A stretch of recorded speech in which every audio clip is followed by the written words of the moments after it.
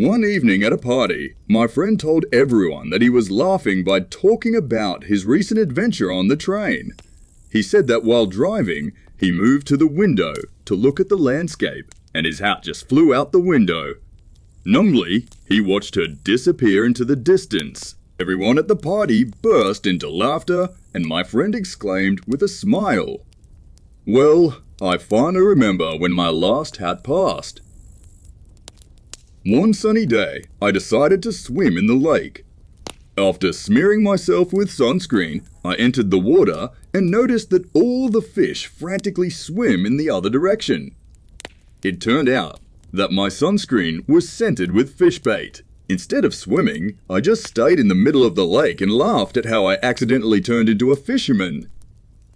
While visiting friends, I accidentally spilled my drink on the floor. I quickly rushed into the hallway and said softly, "Scratching my stomach is checked. Wetting the carpet is also checked. What else is there on my to-do list for today?" Everyone laughed and hurried to help me clean up the stain. When I decided to get myself a manicure, I cut my fingernail too deep on one finger. My first intra-finger manicure. I looked at the sore finger and said to him, "Well, friend, even I can't cope with you myself." Everyone in the room laughed and helped me cover it with adhesive tape.